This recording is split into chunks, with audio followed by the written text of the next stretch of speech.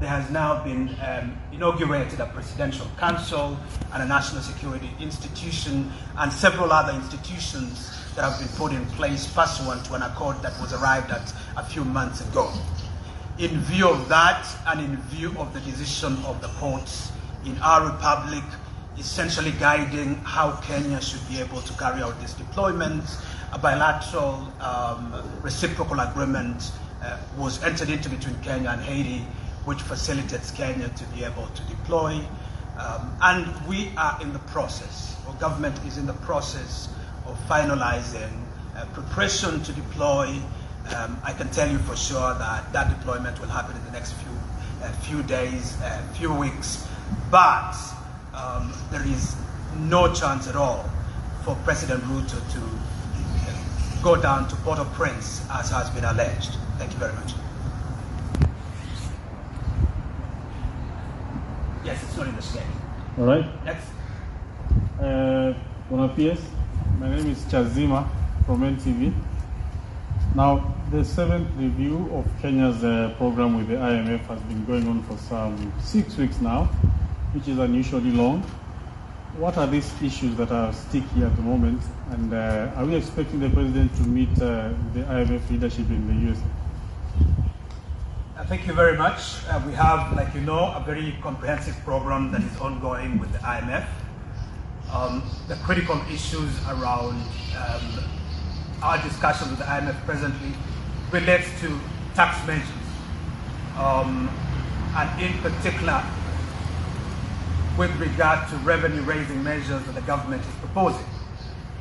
Of course, you know that the finance bill is out in Parliament, and it's going through its own internal processes. But because of the complexity of all these issues around tax revenue,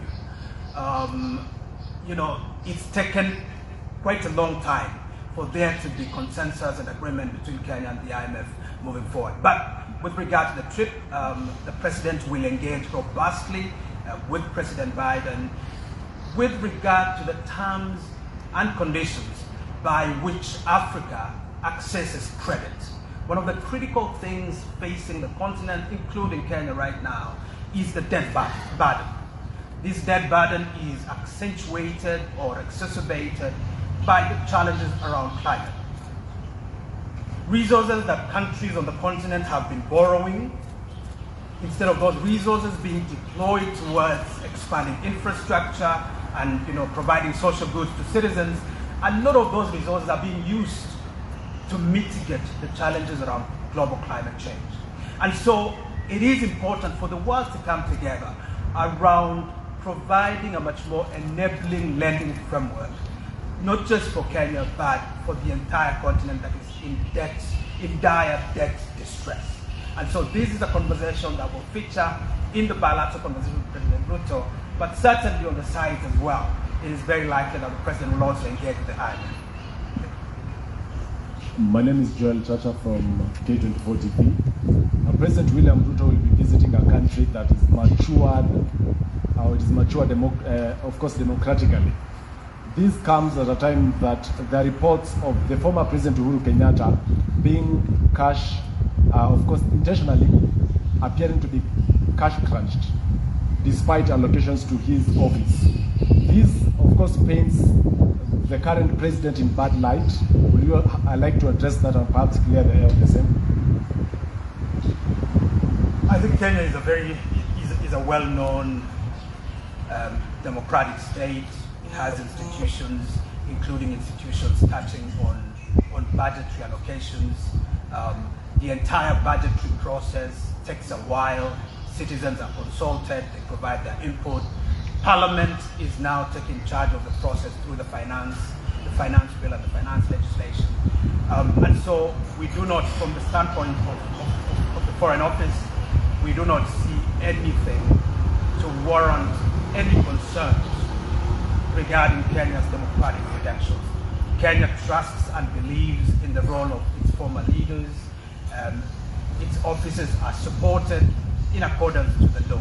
And as far as we are concerned, we have seen nothing that the government has done to diminish the role of that office. But I'll allow my brother Hussein to speak to that issue later on.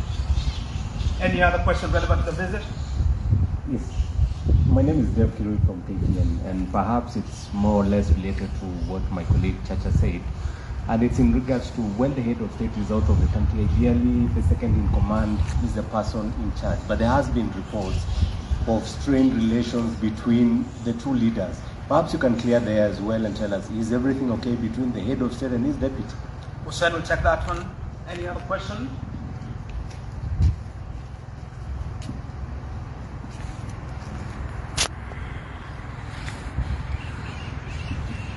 Thank you, Dr. Korir. My name is Gordon Hussein from the Star newspaper. Mine is twofold. One is regarding the visit of the President to the U.S. You have rightly indicated that we are undergoing